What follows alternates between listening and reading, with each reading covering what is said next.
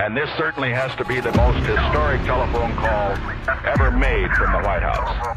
Challenger, only seconds after leaving the launch pad, according to NASA, has exploded. It just has the same seats that a normal car has. It's literally a normal car in space. And we're going back to the moon, back to the future, and this time, back to stay. I should tell you that the first mission is scheduled to land on Mars on July the 4th, 1997. We will undertake extended human missions to the moon as early as 2015. We launched a new spacecraft as part of a re-energized space program that will send American astronauts to Mars. We will not only plant our flag and leave our footprint for an eventual mission to Mars. What you're seeing here is a mirage. It is Photoshop, but it's has to be. 5, 4, 3, 2, 1.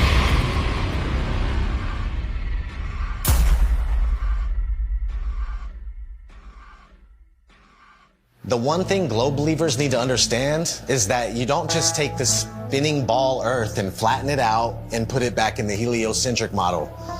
Like it's just the only misfit planet and it's flat and the rest of the planets are round. No flat earther has ever said that. No flat earther will ever say that because it's not what we believe. The Earth isn't a pancake floating in outer space, and you will never hear a flat earther say that. And if you would ever actually take the time to study it for yourself or hear a flat earther through, then you would find that it's much different and things would actually make more sense. They've got the narrative control to where anyone that goes to search for this, they're going to see pancakes floating up in space, and it turns people away. Or they see a snow globe out in the middle of space with water falling off the sides, and they're like, what is this? It turns them away. The mainstream agenda was to push their false narrative, all these hit pieces on flat Earth.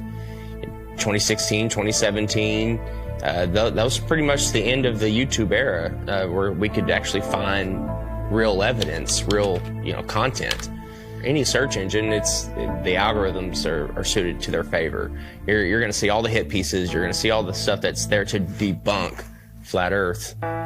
So it's just, it's almost impossible to get the real information. YouTube played their part in it, and not just cherry picking which videos they wanted to show, but deciding whether or not they wanted you to subscribe to somebody. So on several occasions and with several different content creators, I'd press the subscribe button to then find out several days or several weeks later that I couldn't find that content creator, assuming they'd either been deleted or they'd been censored beyond belief. And of course they had been, because my subscription that was previously made was no longer there. And I know that I hadn't unsubscribed to anybody. And then resubscribing, you'd find again that down the line that the same things reoccurred. There's a major campaign by Google and YouTube and all of these corporate lying companies to discredit the flat Earth. Why do they have that disclaimer under every video dealing with the topic of flat Earth, that it is an archaic, antiquated, outdated model that the ancients used to believe in? Of course, the ancients were stupid. They didn't know how to build Gothic cathedrals, and they didn't know how to build cities and pyramids. The problem is, people that think that flat Earth is stupid think flat Earth is stupid because they're thinking of a stupid flat Earth. And they ridicule and make fun of flat earthers. It's absolutely ridiculous. Since 2015, the content providers for Flat Earth have had a living hell. We have been ridiculed, we have been trolled, we have been censored beyond belief by YouTube. It's really difficult to get the truth out there. YouTube controls the algorithm. Who owns YouTube? Google. These are these big corporations that came in and said, the flat Earth is getting way too big. People are finding this out. We don't want them to find this out. This will just completely destroy our agenda that we've worked so hard for. We're losing it because of our own technology that we created. So they had to get involved. Withholding information and knowledge is a form of control. Now, for new people coming into the subject, if you research Flat Earth, the Google analytic will give you government hate propaganda against the Flat Earth truth. If you go to Google and try to find anything Flat Earth related, then the first thing that's going to pop up is the Flat Earth Society. And that is something that has absolutely nothing to do with this movement. In fact, it's a completely made-up organisation in order to deter anybody looking for some sort of truth. so that you'd first of all get to that page, you'd see these ridiculous accusations and this spinning disc illusion that's going upwards in space that I can assure you nobody believes in. If the globe model was as strong as they claim to be, then there wouldn't be so much concern with anybody talking about a stationary Earth model. Now, everything's fine in court until somebody walks in with a load of shit on you. Everything's fine until somebody out there has evidence that's going to prove you guilty. And that's when you start acting suspicious. That's when you start panicking. That's when you start putting damage control out there, which is inevitably what these bots are, what these trolls are on social media, and of course the algorithms. This is just a new lie that was started in the 20s, and even before then they weren't really teaching anything about the world and where we were. It was just common knowledge. One of the main arguments that globe believers come at you with is we've known for 2,000 years. Aristophanes figured it out with his sticks and shadows. Well, Aristophanes may or may not have been a real mathematician. He figured out the shape of the earth. That would have made him the Michael Jordan of mathematicians, but nobody ever mentioned him in a book until the mid-1900s. What's crazy is I've talked to some elderly people, and they've told me that back in their day when they were in school, they didn't even learn about people like Copernicus or Galileo. Everything's up for grabs at this point. People like Christopher Columbus and any other figure in history could be totally false or created just for some sort of agenda. This is everywhere. We found somebody in Croatia. They said they were teaching flat earth through the 1930s. Most people think that this flat earth versus globe earth has been going back and forth for thousands of years. No, it has not. This is a brand new deception. They come up with these stories, these fictional stories, fictional characters, to reinforce that we live on a ball. All of our globe provers, Galileo, Aristophanes, Copernicus, the pictures of them show that they're Masons, but I contend that we don't even know if they're real. All of our history is a lie. I've met people that said that they were taught flat earth in the early 1960s in school. They were taught flat earth and globe earth, and then it kind of just went away. I interviewed Ruth, a 102-year-old woman, back in February of 2020, and she was taught flat earth in public school in Connecticut. Tell me your name. Ruth Heath. Ruth, and how old are you today? 102. 102. So you were born in 1918. 1918. And we were just talking, and I asked you what shape the Earth is, and what did you say? What were you taught in school in elementary school? I was taught in school that the Earth was flat. Where did you go to school? Elementary school? I went to Sprugeland School in Hamden, Connecticut.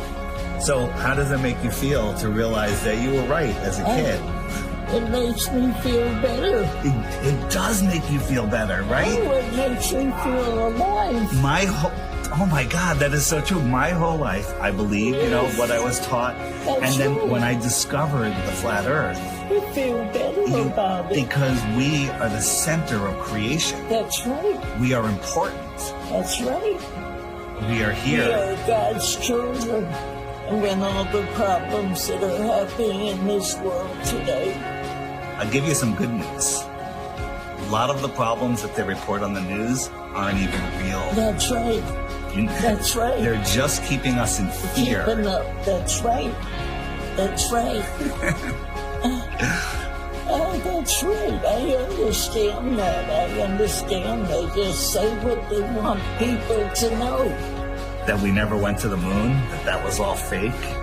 Is that right? That's correct. I saw that all happening. Yeah, so did I, and we all believed it, but that was just to reinforce that people to believe they can live on a ball, they can walk on a ball. It's such a lie. It's such a lie, but knowing the lie is like going to a magic show. I woke up. Yes, that's what we call it. We call it red. This is your moment of waking up. It's when you go to see a magician and you know how the tricks are done, and the magic no longer works on you, and you're free from the illusion. So knowing this is going to free your heart. Cry. Yeah, it's okay. It makes me cry. Happiness. Yes. Tears of joy. Yes. Thank you. All right, Ruth, give me a hug. Here we go. All right. Rockefeller seems to have a role in this. He started the General Education Board and continued being involved with the educational system. The fact of the matter is, the people that have been in control, they're in control now, and they're going to continue to be in control, whether they pass it down or change the name, whatever it may be. But yeah, I mean, whenever Rockefeller's name is tied to something, it's always something to question, that's for sure. That's a huge red flag for me, that they can come in and change everything we know, all of history, and turn it into deception, and keep teaching the deception over and over and over again until it becomes the norm. The same man who said that he wanted a nation of workers and not a nation of thinkers. This was the same person who was found guilty of antitrust violations around the turn of the 20th century, who then went on to get his fingers in all of the education systems, of course with the promise of, I'll give you money, I'll make sure that your school has everything that it needs as long as you push these textbooks, as long as you push these narratives and you push these ideas. I'm going to give you a nation of workers and not a nation of thinkers. And that's exactly what we've become. Now, this should tell you something, why we can't talk about literally the thing that we're standing on. Why is that? Knowing that there is a creator, absolutely. That is one of the main reasons to hide this. But, you know, at the same time, it's nowhere near comparison when 1 billion people find out that there's more land. It's about hidden land. I think there's possible they could be hiding land in here somewhere with us. And I think that the Antarctica Treaty is very, very, very sinister, and there must be something else going on. They went really tough with their implementation of the Antarctic Treaty and everything else, and just to keep people away from the truth. They didn't want people to know about more land. Haven't we been fighting over land forever? Isn't that what always happens? Countries fighting over land, but not on the outskirts of Antarctica. Oh, no. No fighting there. They're all in agreement.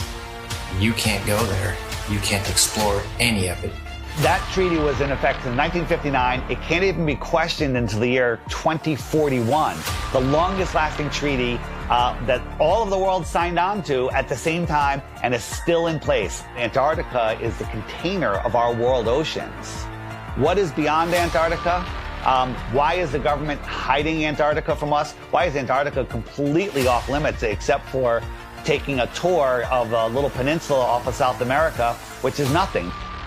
And people go, well, you can go to Antarctica. We spent months trying to actually do it. Yeah. I was going to send a crew. They won't call back. You can't even go there. There's one peninsula where you look at penguins. Exactly. And then you think, I have some friends that went to fucking South Pole. Yeah. They put them in that little fucking island with penguins. You can't just saying you went to Antarctica and you walked around it. He's like being in New Jersey and saying you were chilling in California. It's fucking huge. There's about 100 different companies that you can spend a lot of money to go on a little guided tour of just that peninsula. But all of those companies are owned under one umbrella. One person controls them all. They don't let anybody explore Antarctica.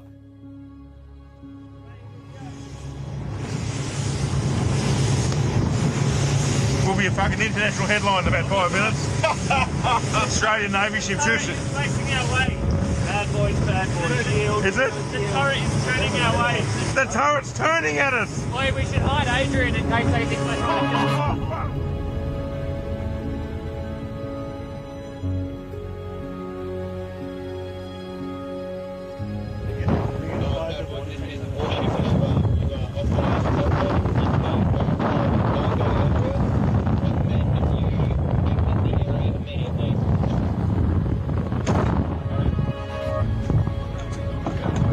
We're just traversing. Is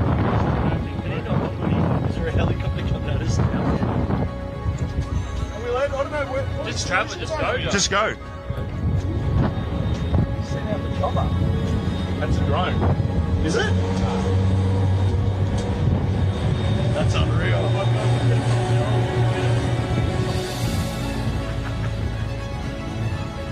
When people say, why the lie? One of the main answers is they're hiding more land. What if we can truly become free.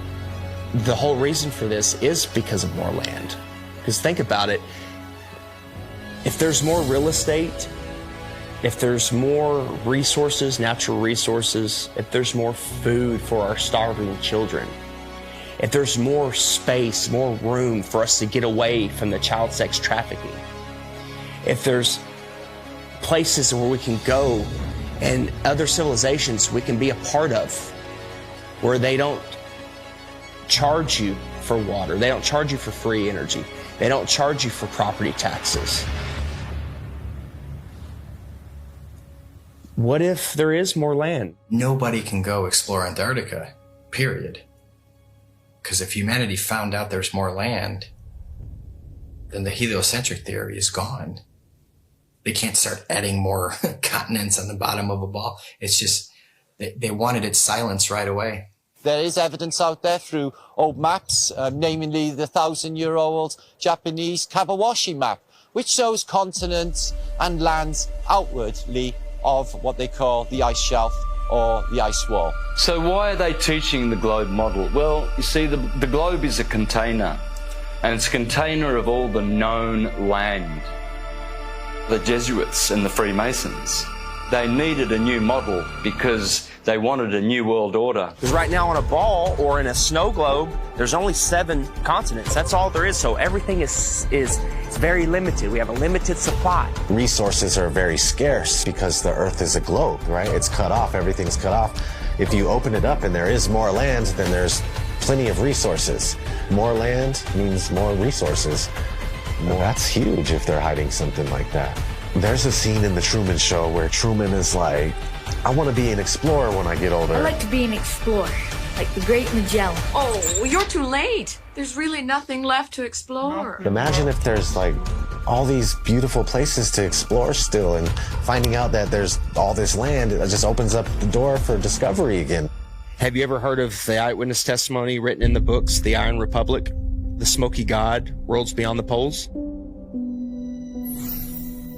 In the late 1800s, there was a series of articles written in Florida Magazine about a politician that was tired of what was going on here, got a big ship and a crew, was exploring Antarctica, and he found a passageway through, and he popped out into the ocean, was lost for about a month. Finally, they found land with a city, and they pulled up, and it was a very advanced, quite different civilization, and very friendly, and they stayed there, and he writes about all the experiences he had there.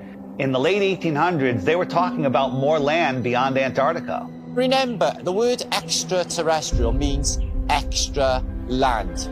They're telling you that there's more land in here that they don't talk about. There could be more land in some of the oceans where it's just all blue on the map.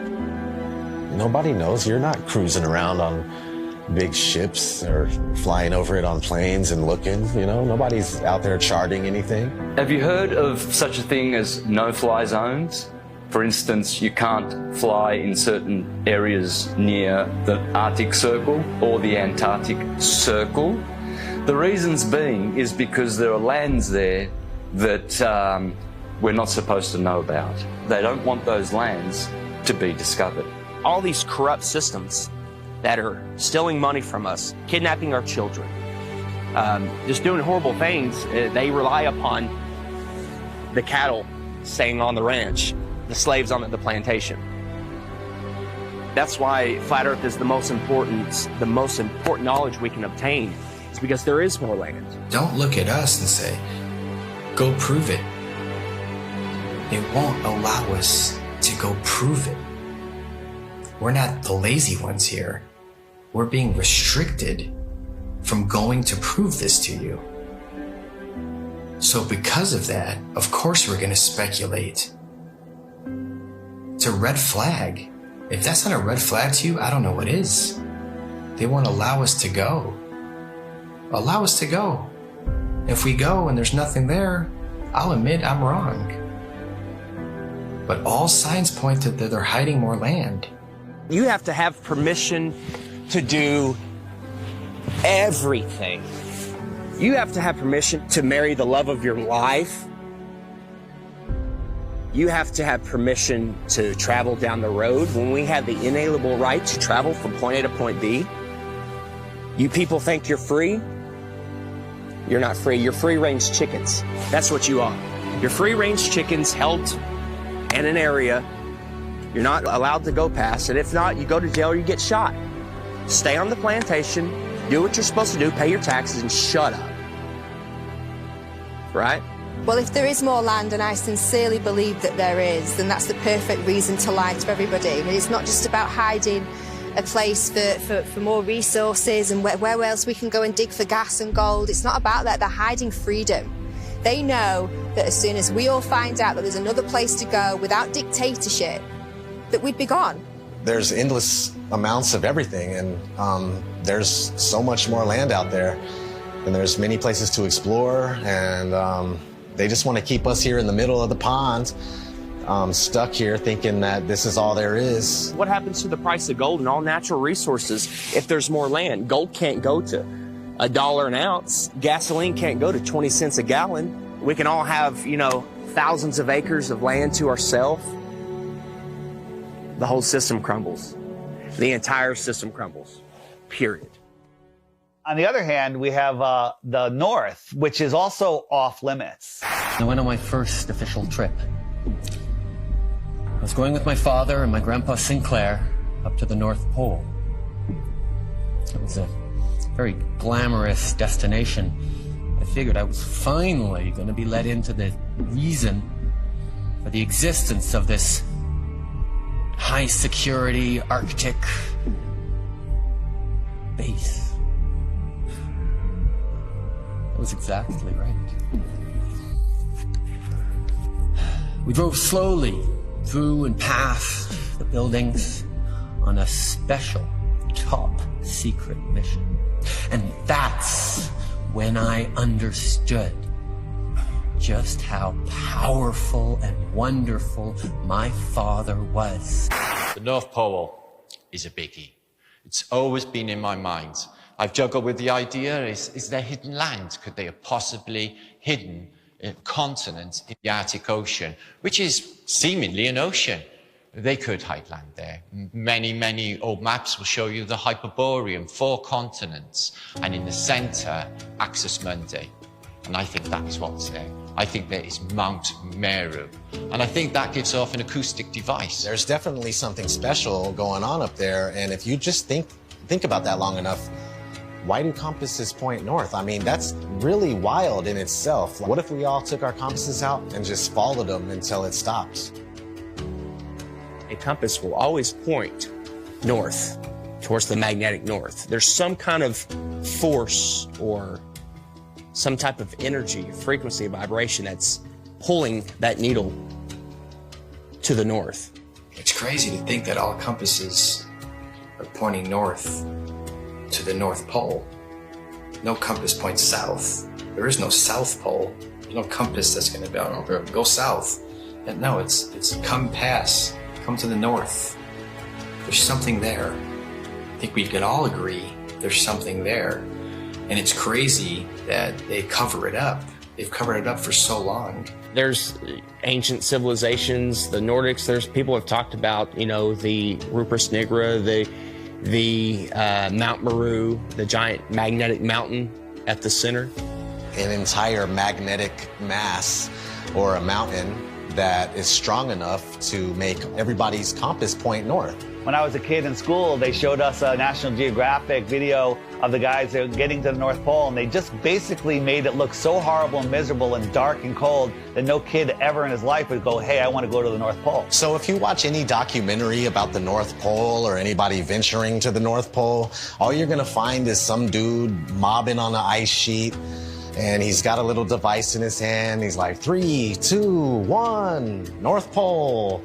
And that's not the North Pole, man. That's bullshit. I just don't know what this is. It's a map. My father showed me a map like this once.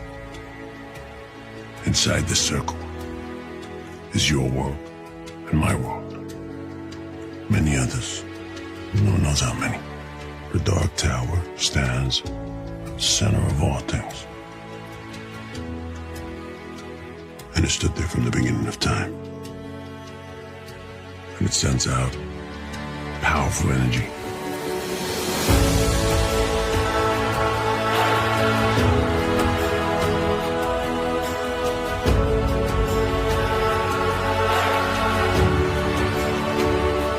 I think that there's possibly a North Pole hole, part of the electromagnetic torus, which gives off a green light, which you see as the Northern Lights. The North Pole is the center of the Earth. It is a hyperbola.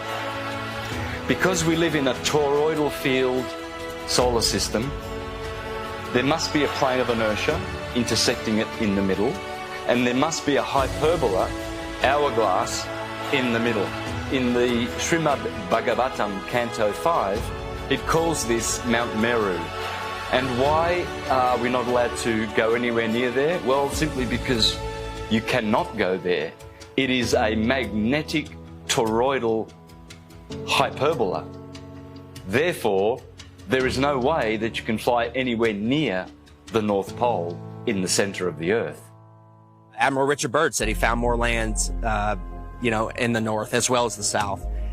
There's a book called The Smoky God of a father and son that ended up finding more land in a race of giants with technology beyond your wildest imagination.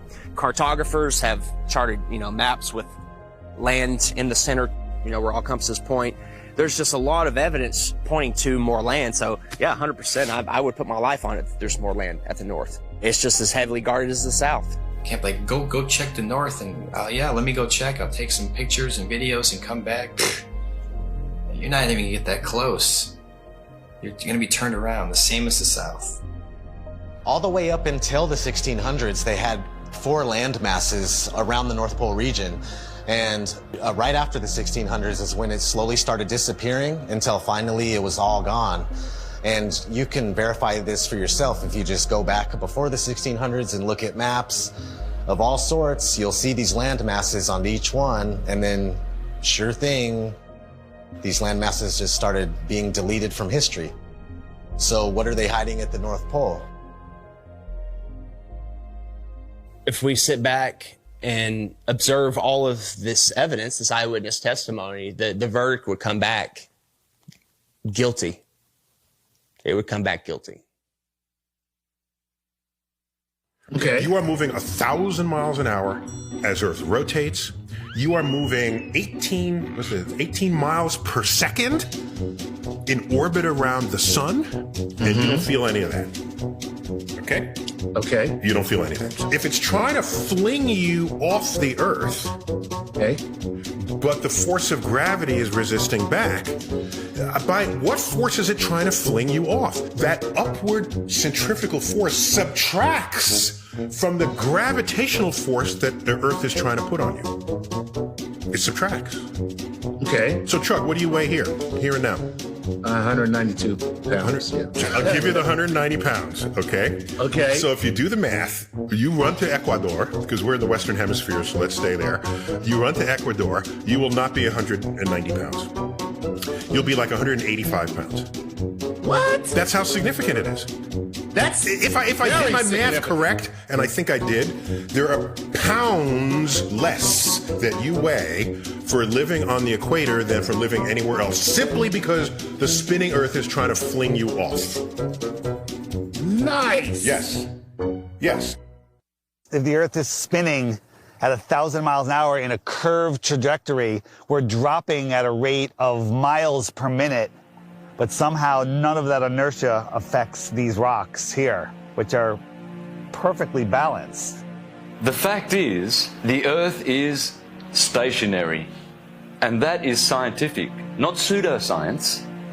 In 1879, George Airy, astronomer royal for 49 years, who did a telescope experiment and proved that the Earth was stationary. Then we have Parallax, also known as Rowbotham, who carried out an experiment in the late 1800s on the Bedford Levels experiment, where he went at a distance of 6 miles, which should have showed up some sort of curvature of around 16 foot. No curvature was seen at all. Then we have Michelson, Morley and Sagnac in the early 1900s with their interferometers using light instead of telescopes this time. And with their interferometer experiments, they proved that the ether over the Earth, the field, is moving and the Earth is stationary. We also had Michelson Gale. They did an experiment in the 1930s and proved that the Earth is stationary. One of the greatest science experiments of all time, in my opinion, is from Marconi. Marconi, in 1901, set up transmitters to send radio waves, like signals, wireless signals across the ocean, Atlantic Ocean, okay? So he has one set up in Europe and one set up in Canada, okay? And they're sending signals, I think the letter S was the first one, boom, and it worked. Almost 2,000 miles across the ocean, they got the signal.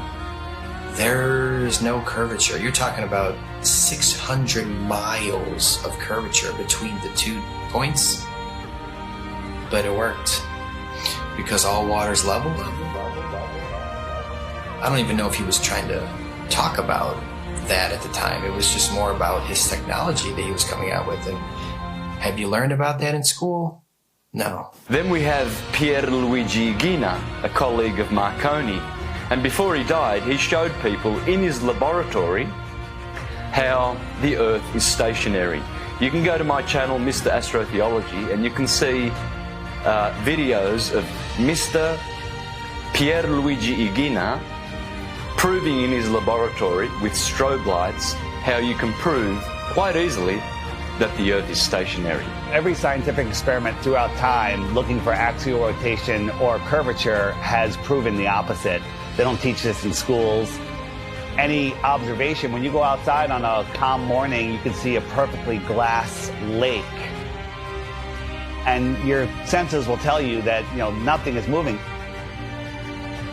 We, stationary Earthers, we have science, real science, on our side, and the Globies have pseudoscience. In fact, all they have is Einstein saying, I have come to believe that no optical experiment can prove that the Earth is moving. And yet, the Earth is moving. Science! Yeah, Albert Einstein. I always recommend people go watch Albert Einstein in his interviews. He's reading cue cards. He's reading notes that someone handed him, kind of like people on TV nowadays. There is no optical experiment ever been conducted that can prove that the Earth is moving. The Earth is spinning at 1,040 miles an hour. You can't feel it. You can't measure it. You can't observe it. You can't repeat it. But trust us, there's not one experiment that shows the Earth is spinning or moving whatsoever. There is, however, an experiment that was proven in Behind the Curve. Bob Nodell was talking about the ring laser gyro, showing that there is a apparent 15 degrees drift throughout most of the day. When we turned on that gyroscope, we found that we were picking up a drift, a 15 degree per hour drift. And this was taken out of context. It was later, the experiment was done at a higher altitude and it showed a different rotation speed, which absolutely proves it's not the Earth that's moving, that it's the ether that is spinning above us. Netflix is mainstream. Netflix is the alternative mainstream narrative. Netflix can't go against the grain. They'll lose their contract. A documentary, like a mockumentary. I'm sure someone watched our movie and was like, whoever made this movie is a government shill, and they're just trying to hide it. Netflix is in on it, trying to hide it. Yeah, he accidentally proves that the Earth is round. It was the biggest mic drop. It was the biggest mic drop, and I love that you kind of cut it. The thing is, we have technology that is outrunning their lies. Now we have time lapse. Ooh, imagine that. We have time lapse where we can point at the sky, and year after year, day after day, hour after hour, the sky's spinning.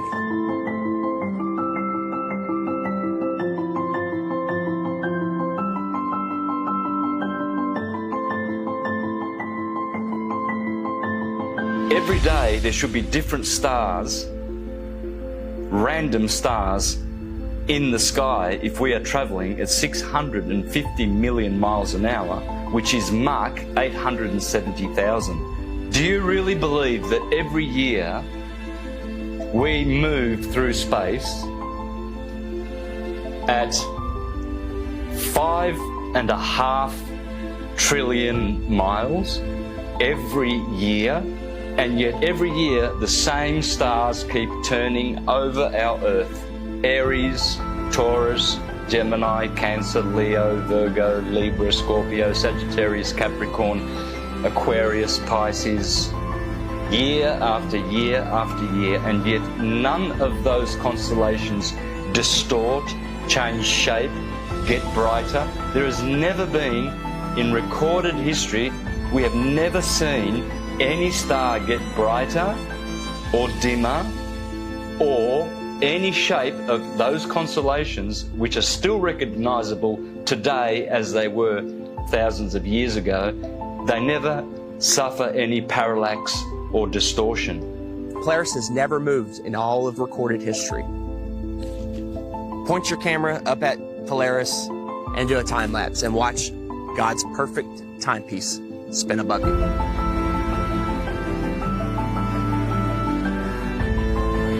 And we move 5,694,000,000 miles through space every year.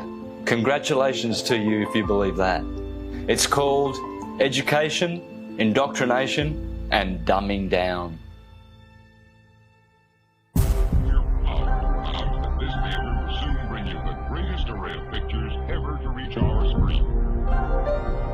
If you look back in history, you got Universal, their company. They started off with a logo with a globe in it, but it wasn't until like the 1920s that they actually had the motion one where it was a spinning globe. And they actually had an airplane in the early ones, like leaving a chemtrail that said Universal, which is kind of funny. Nobody has been high enough to even see what it looked like. They were definitely trying to instill the image of a globe in people's heads because obviously early on in the movie industry, they were one of the most popular companies to make movies, so people were going to the theater and seeing this globe. So they're showing you a globe before every single movie to program your mind. They were showing this globe before they even went up there to see what it was.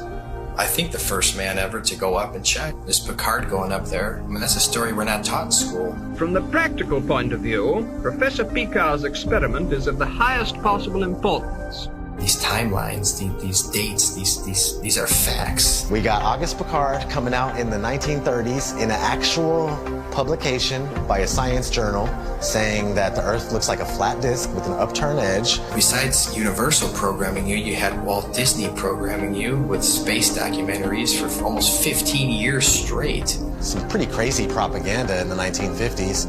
There was one called Man in Space. He's talking about taking men to the moon in a rocket. And then if we cruise on, we got Richard E. Byrd. He goes on Longines chronoscope and he's sitting down and he's telling people. Strangely enough, there's left in the world today an area as big as the United States that's never been seen by a human being. Shortly after Richard E. Byrd did that interview, they put the Antarctic Treaty in place. And then 1 year later, NASA is established. Almost 0 hour at Cape Canaveral, and enlarged 16mm pictures show a monkey specially trained and conditioned for voyaging in space. 2 monkeys had been selected for the job. They called them Abel and Baker, A and B, of course.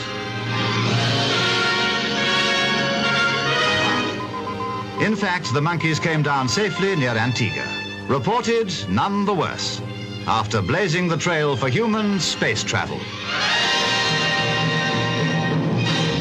They come in and they're the gatekeepers for your mind. Like, they're making sure that people think that they live on a spinning ball. And that's their sole purpose, that it has always been their sole purpose.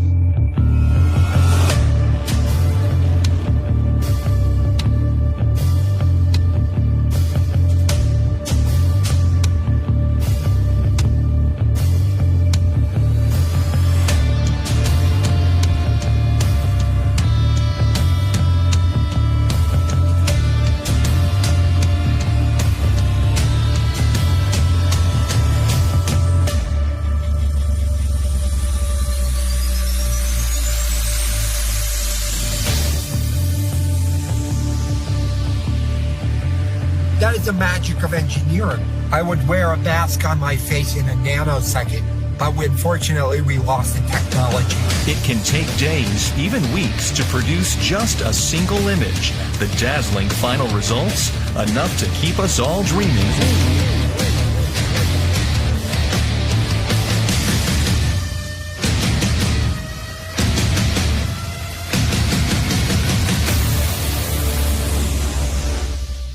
NASA is hiding the frickin' flatness of the Earth. Why?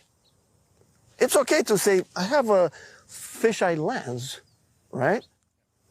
Because, yeah, fisheye lenses are useful. You know, you get more, in architecture or, realtors use them.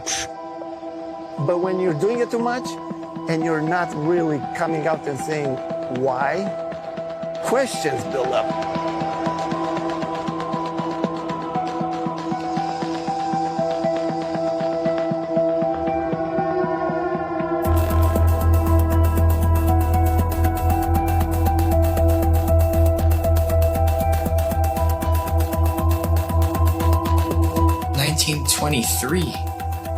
A fisheye lens was invented.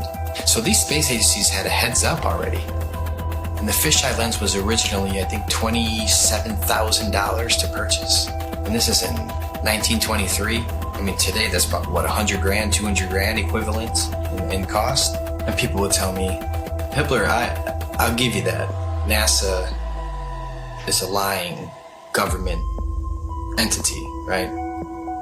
But what about Red Bull? Red Bull's just an energy drink. And I saw Felix Baumgartner jump out of a space capsule. Flat Earthers did a great job of debunking that. Of course it's a fisheye lens, it's not even a question. What most people don't know is that Neil deGrasse Tyson, the science priest of modern day, that everybody loves and they listen to him. Oh, he's so smart. Well, he is a smart man in the sense of he knows that we debunked the shit out of that. And that dude who jumped out of a perfectly good balloon, Felix Baumgartner, edge of space jump. Now, I don't. It's he wants to. I don't have a problem if he does it, but the honesty of it would greatly diminish what I think people thought he was actually doing. And not only that, they made sure to photograph him standing there with a really wide-angle lens, which curves horizontal lines. So in the photo, you see this curvature of Earth's surface, and he's like, wow, he's in space, look at that. No, he's not. At that height, you don't see the curvature of the Earth. You just don't. That stuff is flat.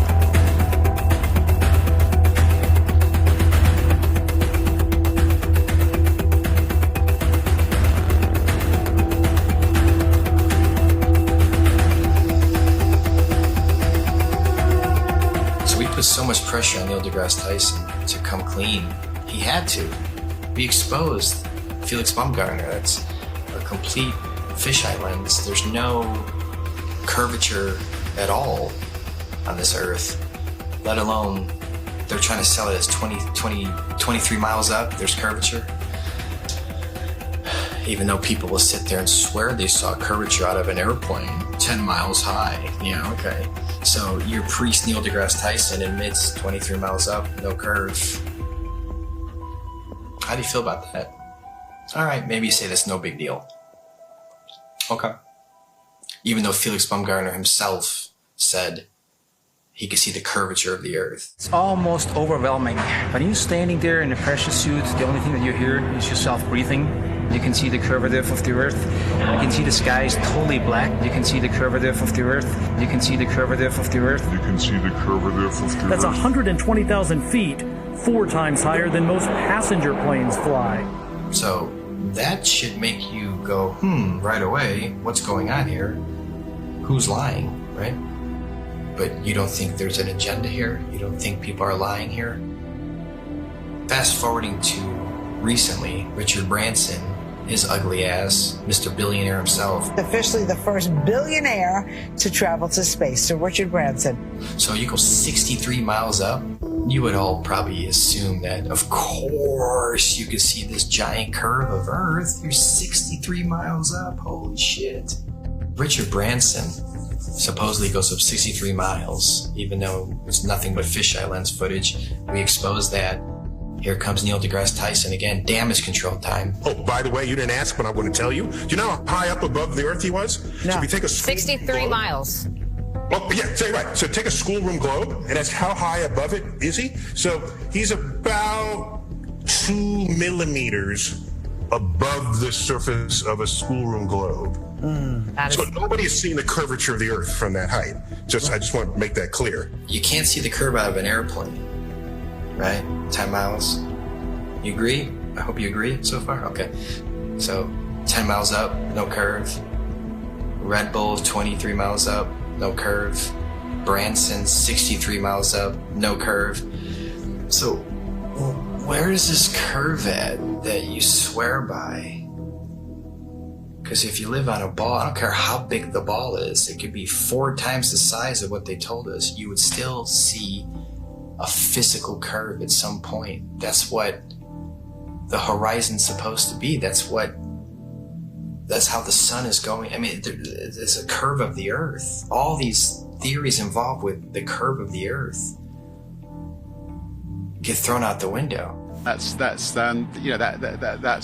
what happens with a new company. This is the fiction section. Fiction means it's a made-up story. Oh, hey, Elmo, I bet we can find your Galactic Gale comic book here. Oh, boy, Elmo, hope so. We all know who our enemies are. They are called the globalists, with their false idol that they give children on the teacher's table at kindergarten, the false globe of the global agenda. People are just deceived. I mean, I grew up from kindergarten. There's a globe. My kids, they graduated from kindergarten and it was a freaking globe. They gave them a globe at graduation to take home like an inflatable beach ball. And I was looking at that thing going, oh my God. We are taught that the Earth is a ball before we can talk.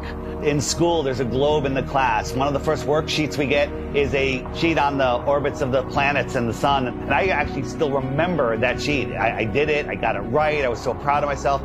Sesame Street has astronauts on, Disney. It's all globe programming. So your entire world belief is around this. If you think about it, they've gotten us at a very, very young age with the lying. Before we have any critical thought, the capability of thinking for ourselves.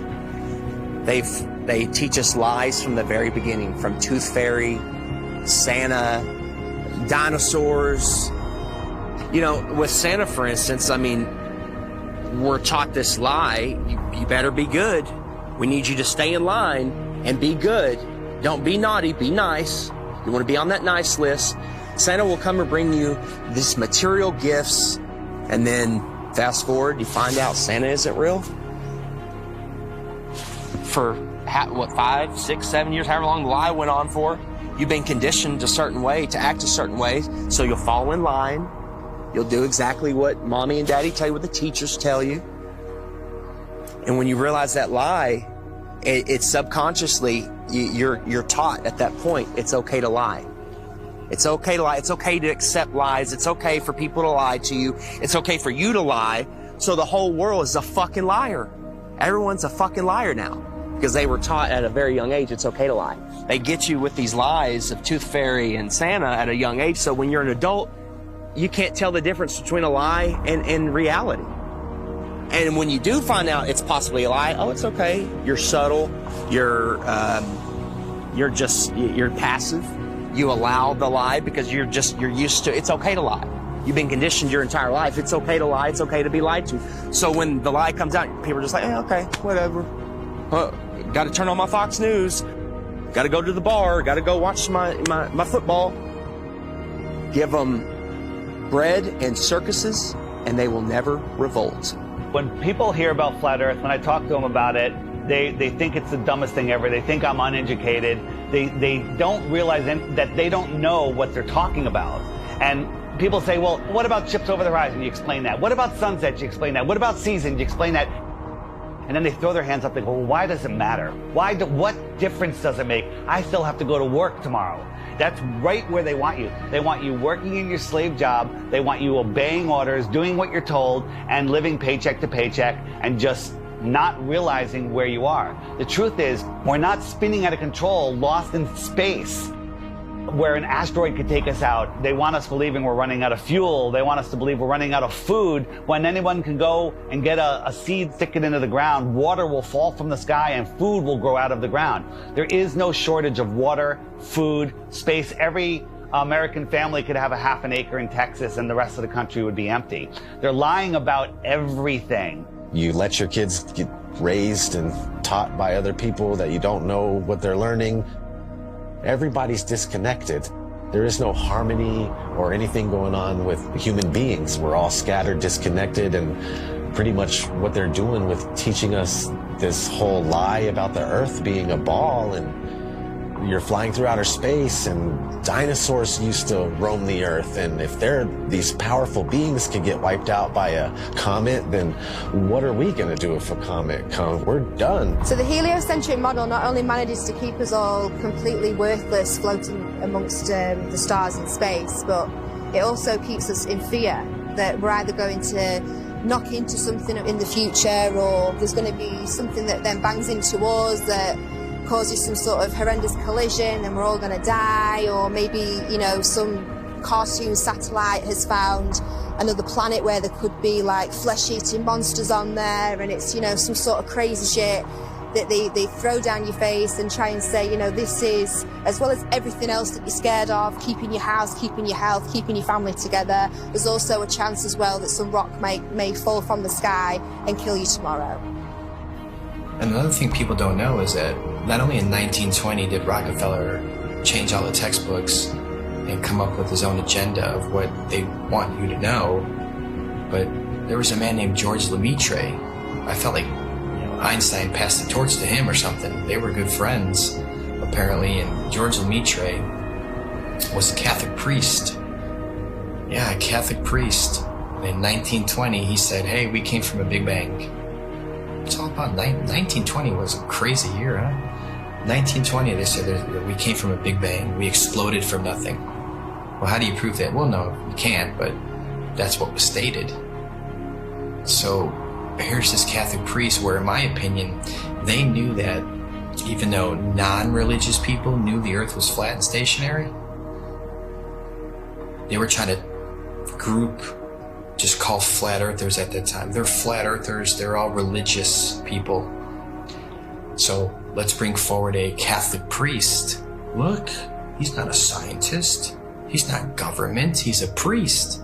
He's Catholic. He's holy. This is brand new. This isn't thousands of years old. This isn't the Big Bang's been around for thousands of years. Heliocentrism has been around for thousands of years. No, they create fictional characters, Galileo, Copernicus. They create characters to support the New World Order, their agenda. The way they change the entire school system and structure of what we know and all the information and knowledge that we obtain. If it's false, then yeah, they got their goal. A nation of workers, not thinkers. No one thinks. What's the circumference of the globe? I have no idea. How fast is it spinning at the equator? Don't know. How fast is it orbiting the sun? Cody? You have glasses on. You should know this. How fast is the sun moving? Man, you're asking some questions I'm not ready to answer.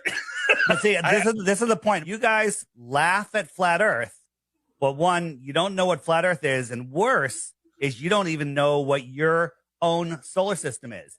They don't know their own model. You can ask them, what's the radius of the Earth? How was it found? What's the speed of the Earth around the sun? How fast is the Earth spinning at the equator? How fast is it chasing the sun? How many miles does it go a year? How far is the sun? They don't know any of these things, but yet they defend this and they ridicule and make fun of flat earthers. All the things that I was patronizing and condescending and going, oh, sloughing off, that's not worthy of me. They rose up to eye level. And I remember saying, boy, the world is flat. I'm looking it in the eye. I see further, I see wider, I see clearer. I settled on near infrared, like some of these cameras can be converted to near infrared, you know? So then I started taking photos, and since I was doing a lot of flying, I started going up, and Boom. I was actually amazed to see the incredible flatness that you get from high altitude. Everywhere I looked, there was like clues that yours is flat. And I was like, this is blowing my mind.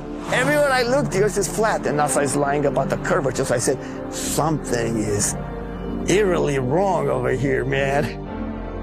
When I saw across the Gulf, right off the coast of Texas there in Louisiana, I was flying to Orlando, and I saw all the way out in the distance, and you could even see the rays of light at a different angle. That tripped me out. But if you really go up high, then you realize, oh my God, the Earth is extremely flat. This would be impossible on a globe.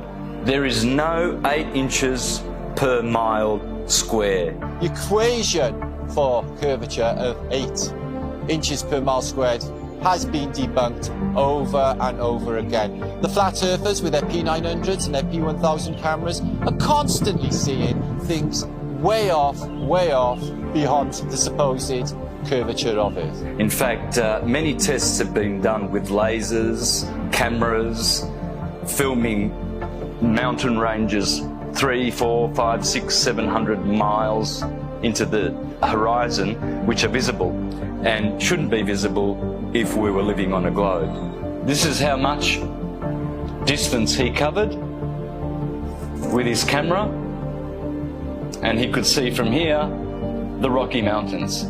There you go.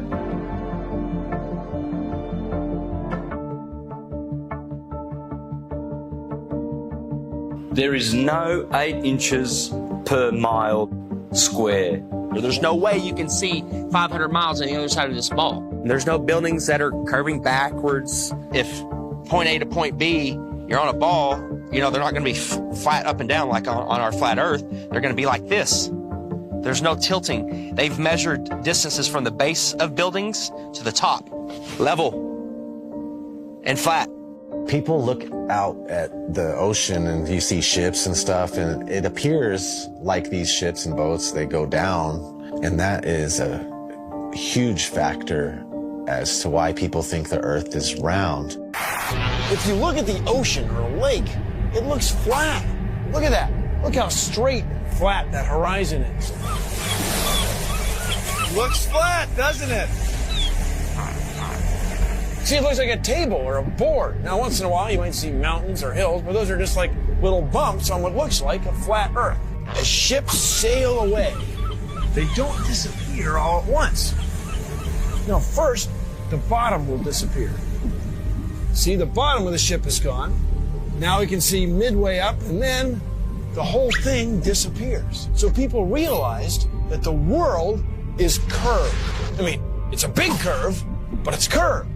That's what we call pseudoscience. You could buy a camera now that zooms times 100, and you could zoom in on these ships and boats leaving your view, your human eyeball's view, pull out a camera and zoom in on it, and suddenly you're back. It's on top of a level surface, still cruising. So the limit of your vision is where the sky meets the ground due to perspective. As they come together, that's the limit of your vision. That's called our horizon. The horizon is optical. If you had a super zoom camera, you can zoom in and make this angular size bigger to reveal small objects that you couldn't see.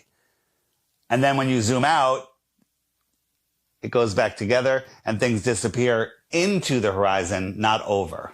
We see skylines beyond what we're supposed to see. I mean, the visibility from 100, 200, 500 miles away, it debunks the whole 8 inches per mile squared. Photogrammetry, I think, is one of the best way to convince yourself. You do multiple images of the ground, and then you put it in a software, and you realize how flat it is. You're seeing it yourself. It's your data. Nobody's lying to you. You've taken the data yourself. It's not Jay Tolan that's trying to, troll you. Like some people, they're like, he's trolling people, man. And it's not SpaceX or NASA doing it either. It's yourself. Yeah, it's yourself. You're doing your own experiment. Many times when you're looking out over water, there's waves. Well, those waves will block entire city skylines.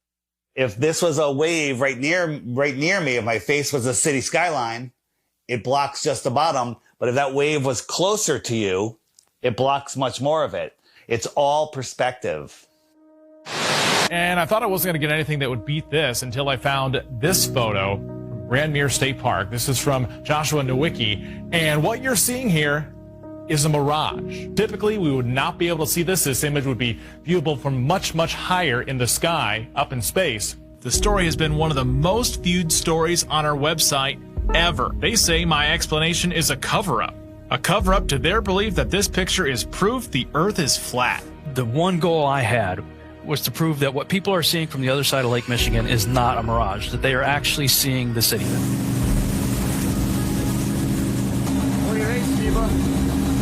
I think it's amazing, dude. It certainly did. It's not a mirage, I can tell you that. No.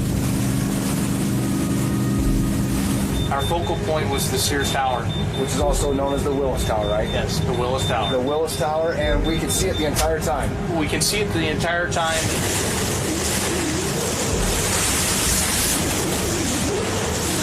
That's not a mirage. That's not a mirage. Whatever you're looking at. You see it? Yeah. That's that. You see that bridge? It's not a mirage. That's the proof right here. That's the proof. I was shocked to find out that there are a number of people that believe the Earth is still flat, and that to them, this is actually proof that the Earth is flat. One person just questioned me and asking me for a retraction of the articles and lies. A lot of people try and kind of be nice about it. Well, are you sure you did it right? And then they send me links that the Earth is flat. And some are just pretty straightforward about it, and they title replies calling me a deceiver, and that I should check my degree or quit telling lies on television. It got me questioning a lot of things. Were my calculations right? No. You can obviously see Chicago from that far away. It really is the Chicago skyline. We can see things farther and farther away than that and prove it. You can prove it yourself. You can go there on a clear day and see the same thing. You can go do the same tests and prove it to yourself. That's the best way to do it, right? Prove it to yourself. That you're not taking anyone's word for it. It's you're doing your own experiment. It's not a mirage. It's not an illusion. It's Chicago from 60 plus miles away. I mean, we could barely see the street sign a few blocks ahead of us on a foggy day. I mean, they're spraying our skies with shit all the time. You can open your weather app right now and it'll tell you the visibility. But that's how far they're telling you can see the weather patterns. There's so many different factors of why we can't see that far. We're not superheroes. I mean, take any flat and level road around your house safely. Test it out, make sure it's level. But you take your camcorder and you bring it all the way down to the ground and you zoom in and you see all this distortion and it kind of vaporizes and globe heads want to act like this bridge is bending around a curve and there's the curve. It's like, no, it's an optical illusion. That's all it is. This has been replicated many, many times. There is no curvature. Stop fooling yourselves.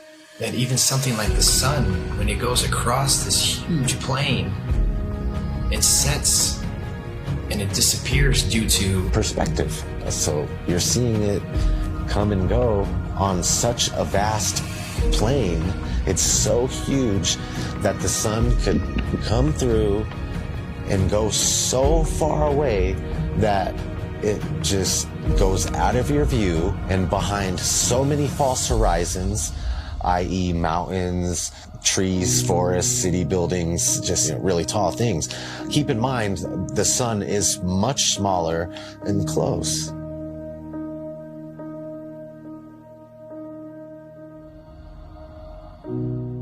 This is an intelligently designed and created place. As the sun, moon, and stars are rotating around, knowing that we can only see a certain amount of light, I think like 1%, there's only so much light our eyes can actually see. Unless you're on like DMT, I'm sure you can see way more lights. But naturally, we can't see that many lights in the sky. All ancient civilizations spoke about other bodies, other lights in the sky that may or may not be visible to us at any given time. It's crazy though, when you see solar eclipses, you don't see the moon at all. I remember as a kid, I'd like, where's the moon now? And it's like you just see this black circle and then everything goes back to normal, it seems like. It's like, what the heck just happened? On the total eclipse of the sun, the shadow that the moon casts on the earth is only 70 miles wide. That is impossible. But then they come up with umbra and penumbra, and it's just stuff to confuse your mind. We have an infinitely far sun sending diagonal rays from the side and straight rays from the middle where they cross each other. It makes absolutely no sense. I went live a few years ago on YouTube during the 2018 eclipse in the United States. On a live event, and we were all waiting for the moon to actually show up to cause this elliptical, this eclipse, and all we found was no moon showed up.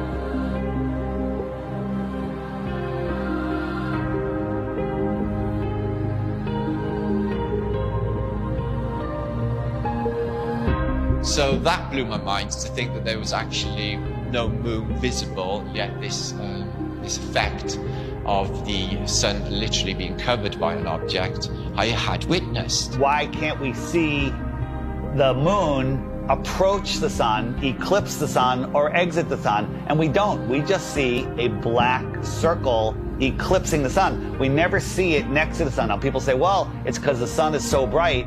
When the moon is totally eclipsing the sun, you should be able to see the features on the moon. You should be able to with a regular camera, with your regular eyes, with an infrared camera, but it has never been seen. There's only been anti-flat earthers that will fake an image and fade it into a picture of the eclipse. There's no video of it. Think about what an amazing video would be if they could film it from the International Space Station or from the moon itself.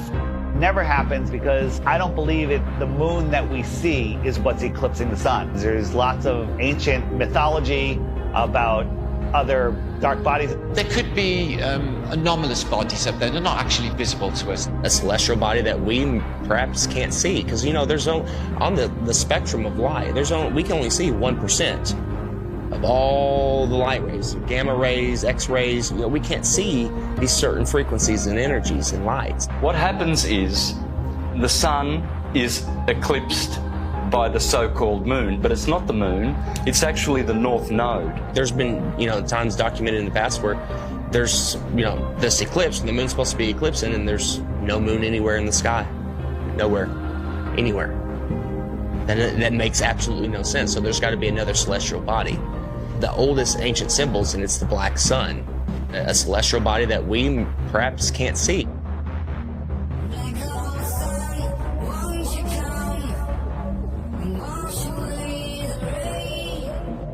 A lot of ancient civilizations always spoke about a black sun. It's like, why are they talking about a black sun for hundreds, if not thousands of years?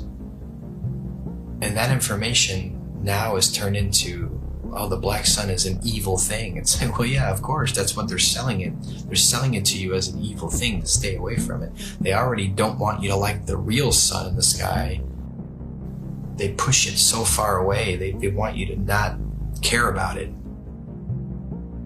There's a reason it's close to you. There's a reason it's here for us. There might be more suns and moons on the outskirts of Antarctica, on the outer lands. There might be more suns and moons. There might be more suns and moons in our world here, but we just can't see it. And you talk about the seasons itself. Seasons prove the Earth is a stationary plane with a local sun. When the sun is circling over the Earth over here in the Tropic of Cancer, these people here, they have summer. But 6 months later, the sun is over here. It's going around over here. So Australia down here, and South Africa, and South America, now they have summer because the sun is local. It's not 93 million miles away. And the sun and the moon revolving and springing into the center seasonally and then springing back out again. This makes perfect sense than a spinning ball hanging on an invisible skyhook at a degree of 6.66 of a supposed axis, which tilts the Earth. People need to stop defending a theory that they were taught in kindergarten. So at sunrise, every sunrise should be arctically cold because that is the most severe tilt possible. And to make it worse, in the northern hemisphere, in the heliononsensical model, the sun is 3.5 million miles farther away in our summer. But when the sun shows up on the horizon, I can feel the heat on my face immediately. I can get a suntan in June. But in December, at solar noon, when the sun is at its highest point in the sky, I can look up at the sun and barely feel the heat on my face. And also, it's 3.5 million miles closer. The whole tilt thing doesn't make any sense. And when the sun is on this side, it only illuminates this part of the Earth because it's local.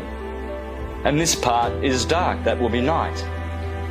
So it's quite easy to understand day and night and the seasons and explain them on the flat Earth than it is with the globe model. The sun, moon, and stars are rotating around our heads like a perfect clock, and it goes out of your view as taking the light with it. This is an intelligently designed and created place. The sun does move about 15 degrees per hour through the sky, but when it gets close to the horizon, it kind of stops and it stays there and it moves at a different speed. I filmed this several times with my drone. No humidity and not over water. And it'll just stop and sit there, and then it kind of just fades away as it goes into the distance. But at the same time, because of perspective, I have friends that were down at the beach that saw the sun set 10 minutes earlier from the bottom up. And that's simply because they're looking across a span of water that has a hill with trees, a tree line on it, which is hundreds of feet over their heads. But from their point of view, it's at eye level. And as the sun moves away, it just gets eclipsed by the tree line, which they think is eye level, but it's high up in the sky. Water. It's always flat, always level. So starting at the northernmost point, as far as I can get, of Lake Michigan, and then traveling south, you can see that red line here, that the body of Lake Michigan is 574 feet above sea level, and it's level. There's no change in elevation, there's no curve. This cross-section shows what an undisturbed body of water looks like, and that's level. We know that to be true. There's three properties of liquids. They have mass, they take up space, and they always take the shape of their container. The physics of water is to find and maintain level. So if it's in a cup, to this lake behind me, to the seas, to the oceans, that's why I call it sea level, because it's flat and level. No matter who tries to sell you the idea that water's curving over a ball, it's just not happening. That's the number one proof right there, just water alone. Water alone proves that the Earth is flat, because water always finds and maintains level, period. Water does not curve. In its temporary state, it's finding its level. Once it hits the ground and finds its level, it remains level. I never even thought of the idea of water maintaining its level, and that alone just like mind-blowing. Like, absolutely, water has to maintain its level. Like, it's always, if it's calm and there's nothing going on, you know, it's, you look at a lake, it's just chilling flat. It has to be. It can't curve. There's nothing you can say or do to ever show water bending or curving. Water needs to be contained. No matter what you do, it's going to remain level. The flat Earth proves beyond a shadow of a doubt the existence of intelligent design, a creator. And we are all important in the center of the universe. Yes, it is absolutely imperative that we know that there is a creator, that the sun, moon, and stars revolve around us, that we have a purpose. We are at the center of the universe. I didn't become a millionaire until I realized I was at the center of the universe. Now I have a purpose. Once you understand that you are at the center of creation, everything changes. And basically, we're unplugging from the matrix. We're unplugging from the heliocentric system. And when you do that, the rulers of this world, you unplug from them. You stop feeding them what they need. They want your fear energy. They want your labor. They want everything from you. And people unknowingly just keep giving it to them. I don't want my children to be lied to. And I don't want my grandchildren to be lied to either. So if this is going to stop, it starts with you and I. You know, they inherit all this stuff. You go to school and they teach you. When I was in grad school, man, I was shocked that most of my classmates were not really interested in learning. They were interested in passing a class. On the one side, tens and tens of scientists proven that the Earth is stationary, and we have nothing on the globe side, so the Earth is stationary. No one thinks how easy it is to do this, and they pulled it off, unfortunately. But we're here now to completely reverse this, and people hate on us from the left and from the right. Everyone hates on us. Like, shut up with your flat earth stuff. It's not important. It's the most important thing. It opens the door for everything else. You want to know the truth? You have to know where you live.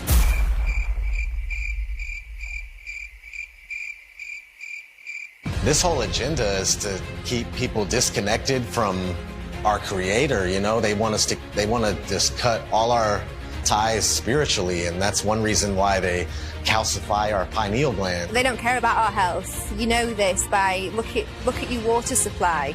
Even the water that you'll drink yourself when you go and buy bottles of it, it's got chlorine in it, it's got fluoride in it. These are all chemical waste products that they then rebrand and put in our drinks and tell you, oh, well, it cleans it. We'll also take away all of the medicine that's kept people alive and well for centuries. And they'll tell you, oh, no, that's not good for you, that's not safe for you. Here's our products, here's our petroleum-based medicine that they've been pushing on us for the past 100 years. And of course, look at people's health, look at the world's health. Are we a healthy nation? Is any nation a healthy nation? No. And who's in charge of healthcare? The governments, the corporations. So it seems like everything that they touch turns to shit, so why do we allow them to touch everything? Stop defending Rockefeller, Rothschilds, all these goons, these people that want the New World Order, the modern day people, Bill Gates, Schwab, all these people that they're pushing for it and they feel like it's almost there, and we're sitting here fighting it. We're sitting here trying to wake the world up so we can have a peaceful and loving world again. And you're attacking us. Whose side are you on? We're trying to take these evil entities down that suppress our knowledge. We're trying to give knowledge back to the world so we can become powerful again. If there's more land, if 1 billion people found out tomorrow that they can all go to outer land space and visit other tribes and civilizations and explore technology and animals, the whole system would crumble. And I know there's a lot of people out there, celebrities, people with big shows, big names, with big followings that know the truth of this world, and you're keeping quiet just to protect your little empire. Well, now it's time to say something, because the empire is falling. If we don't do something now, all of this is going away, and they're taking over this world. So speak out. It just takes one celebrity, one person with a big following, and then it goes viral, and then the entire system collapses. All of this world control is based on the heliocentric lie.